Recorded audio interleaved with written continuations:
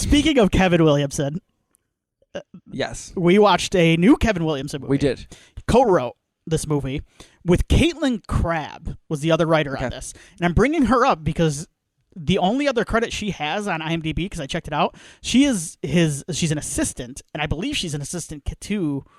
No, I don't want to say that for sure. She's an assistant on Scream 5. Oh, sweet. She was in a script, but that's it. Like, she has no other credits. And then directed by John Hyams. John Hyams is a director that I really like, and I think you like too, because you're a big Black Summer fan, right? Yeah, Black Summer's great. Yeah, Black Summer's great, and he directs a lot of those episodes. Sweet. He also did the newer Universal Soldier movies that I really liked, Regeneration and Day of Reckoning. Okay, I never saw those, but... Yeah, he's done a couple John Claude, because he did Dragon Eyes as well. I like John Hyams. He's been mainly, other than Black Summer, he's been mainly kind of a B-level action director. Sure. But he has a style, and I think that style is seen... The Black Summer thing totally makes sense. In this movie? Yeah. Yes, because... So we both saw this, and we'll get into a little bit of spoilers. It's that shaky cam. It's the shaky cam. It's like this hyperkinetic, like... Those hard close-ups. Yeah. And those long takes, too. Long takes into, like, bam, edits. Yes. Or long takes into just, like, an explosion of, like, violence. And his action is super frenetic. But like also clear. He shoots with never clarity. Feels... Because the camera's not wonky. The camera's not shaking and stuff. It's just the action is moving at a pace where, like, a real pace. Like, it doesn't feel choreographed. It feels like an actual like fight. Something. Yeah, there's a sense of realism to everything he's done. Yeah, and it's not like that, like the Greengrass ripoffs that kind of came out around the Bourne stuff, where Greengrass always tried to shoot everything up close in those Bourne movies, and then you get a lot of like that became the fad for a while. And for a while, I'm like, yeah, you guys aren't doing you're not doing this well. This is just bad. This is badly shot action. Right. So anyway, So what did you think of this movie? Is on Peacock now. I think it ran some festivals last year. I was surprised to see it. I was excited to see it. Yeah, pop up there because I'm a big Kevin Came out on Williamson. Friday the 13th. That's fun. It's kind of, well, other than Megan, this is one of the first big horror movie releases, I guess, of the year so far. Because January is usually kind of a slow month anyway. Mm-hmm. It is. But what did you think of this movie? Sick. I liked it. Yeah, I liked it. I'm always a little skeptical when I was a little bit skeptical when I was like, oh God, we're doing a pandemic slasher movie. Like, all right.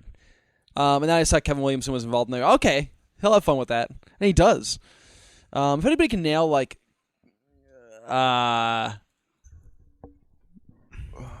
making a movie that feels of its time, but also making a movie that I think I could watch 10 years from now, or like Josie could watch when she's old enough, and like she still wouldn't lose anything from not having remembered much of the pandemic stuff. Right. Williamson can write it's funny, too, like... There's even stuff I forgot, like because your brain doesn't. It remembers certain spraying things vegetables and stuff, and wiping down all your groceries and stuff.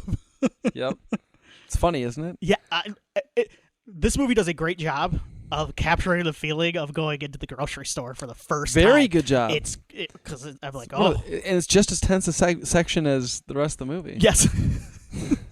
Here's what's funny. Just real quick. Sorry, I interrupted you, but no, you're good. Real quick about.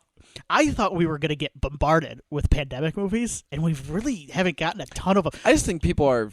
I think people ignore, but I still, like, sometimes I'm sitting there and, like you'll be watching, like, network TV shows, and they don't even mention it. I'm like, hey, we could mention there was a pandemic. Sometimes they do, and then sometimes, like, they make it an actual part of the plot. Yeah. And I feel like there's never been, like, a middle ground. No. Because, like, I don't want to spend, like, 10 weeks of a show I like watching them live through the pandemic. Like, right. But if you want to do a couple episodes in a row of, like, this is during the pandemic, cool. Or, fine. like, maybe, like, they go into a bank and they got to put a mask on. That's fine. But most of these shows are just, like, never happened in this universe. Nah. And it actually makes me feel worse. I'm like, where are they at? Like, what part of the multiverse are they these in? Guys. Anyway. I got Magnum. I got Jay Hernandez, Magnum PI, running around Hawaii, no mask on at his restaurant. I'm like, hey, buddy, you already live in Hawaii. Why don't you go? What the hell? Bullshit. Anyway, back to the movie.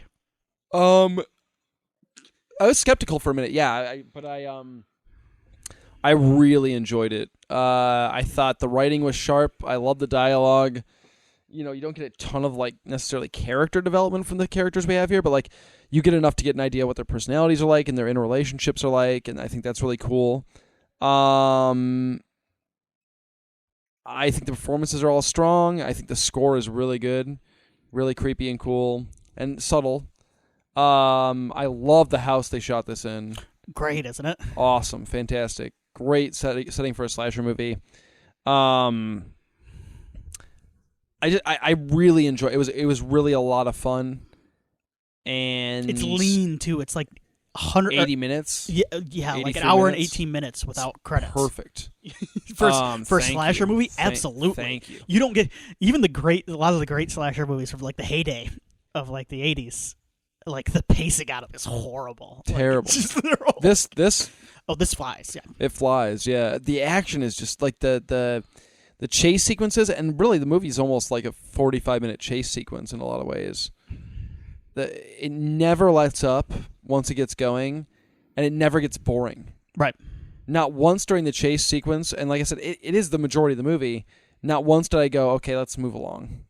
I felt constantly unsure of what was going to happen next, who was going to survive, who was going to die, so on and so forth. It was really cool and intense, and the motive was a lot of fun, and I pegged it. Yeah. I didn't peg the exact beats of why specifically these people were being targeted, but I knew it would be pandemic related, and I had a feeling of what side it was going to lean on. Does that make sense? But what I love about this is this, and this is probably, who knows, it could be either writer's doing, but this feels like Kevin Williamson to me, as I know his writing more, that like he doesn't let anybody off the hook in this movie, and I love that. It is like when you sit down and, well, I guess we'll skirt around spoilers here. I don't want to say, if you are afraid, we won't come out and say it, but it is a morally kind of gray area that they start to dive into towards the end, because nobody's really right with what happened here. Well, and then what I love about that is like everybody would kind of fucked up during the pandemic anyway, on one side or the other. Like it. Yeah. I mean, there were certainly right ways to do things and wrong ways to do things. I think that some people would agree, but like, well, this movie shows you like stuff we did, the stuff you do that was like the right thing to do, and then stuff you did that like really did not matter. Yeah, right. like sanitizing your, like wiping down your fruit. It does a good job of not of skewering everybody, humanity basically. Right. And it was fun. Yeah. But but what you're going along with, I wanted to jump on there a little bit. I'm trying to phrase this without spoiling too much. It's tricky, here. Right? There's Kevin Williamson he's a student of those old slasher movies, those 80s slashers movies. And we talk about it all the time when we watch those, is there's a strict kind of conservative morality to them, in that you don't drink, you don't do drugs. He lampoons it in Scream. Yes. But it's there in those early movies. Like, it's there. Absolutely. You do those things, and you put yourself at a higher risk of dying. Absolutely. Yep. This movie plays with that in a very, like, 35, 36 minutes of the movie. I'm like, hey, is the pandemic going to play a role in this? And then it does. Yeah. And I went, oh, this is really clever. This is really funny, really clever. And like I said, it toys around with that kind of... because we do have some moralizers out there these days. Yeah. And the thing is, a lot of people throw stones in glass houses, much like certain characters in these movies, because the person that they are avenging, boy, I am really skirting it, he wasn't exactly in the right either. Like, he was there too. Absolutely. And I think it's important to remember some of this takes place in a basement where this thing went down, because in a lot of ways, people are going to be people. They're going to socialize. They're going to, especially teenagers, they're going to drink. I was just going to say, and one thing that, I heard a lot of people saying, like, wow, they made this lead character very unsympathetic. And I'm like, she's playing like a 19-year-old, like 20-year-old kid. Like, it's the same idea as those 19. Well, I guess the final girls usually did not partake in the drinking and the drugs. No, but we're past that. Yes. But she was, like, I'm with you. She's 19, 20 years old. She's going to college. Like, these kids, they're going to do want to these live. things. They're going to do these things, and right unless or you wrong. present them with a safe option, what they're going to do is go into a basement and do these things where it's much less safe. Yep. So it's true. I thought it was very. Doesn't make it okay, but I thought it was clever, and it kind of took me by surprise a little bit. Yeah. I didn't expect that 100% from the movie. Right. Yeah. I do want to say, yeah, we talked about the moral. The last thing I wanted to mention, too, and we talked about it a little bit in the beginning, is it does feel like a Kevin Williamson written movie. I saw some people say it feels more like a John Hyams. I read a couple of reviews that said it feels more John Hyams, and I listened to somebody today. It's like, oh, it feels like Kevin Williamson. I think it's a nice mix of those two. The writing feels Kevin Williamson to me. The direction and the look and the style is Hyams, though. Yes. Like, I haven't seen a ton of his stuff, but I've seen enough to very much. Yeah. If you've seen a season of Black Summer, you've seen that's pretty much, and now this too. That's pretty much how he does. It's a good blend, though. You're right. It is. It's a nice mix, and I don't think he's done a lot of TV work recently, Williamson. Yes. What was I mean, he was very involved in all the Vampire Diaries stuff for a long time. Vampire Diaries. That was what I watched. I haven't seen a ton. So he's credited a writer as Scream 4, but correct me if I'm wrong. That was more characters based on characters. Yeah. So this might be his first feature-length film since Cursed. Yeah. I think so. Because most of the stuff he's done is Vampire Diaries, Stalker, The Following, Tell Me a Story. I've only seen Vampire. I like the first couple seasons of Vampire Diaries, actually. Yeah. But even that was he kind of got it off the ground. He was kind of like the showrunner.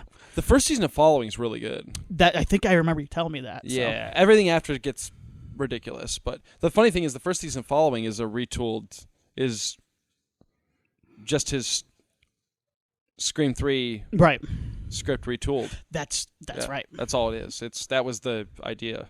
So he took the concept and I don't think he's had a great, because even Cursed is not Wes at his peak. I don't think he's had a great mix, like a great. I think this is a nice balance, director and writer. I think they're Yeah, I agree. I think it really works. If for some reasons, and I hope it doesn't happen because I enjoyed Scream 5 and I'm enjoying what I see from 6. If for some reason Radio Silence didn't come back for another Scream movie, Hyams might not be the worst person in the world. You'd get a different vibe from it and a different, For sure. So,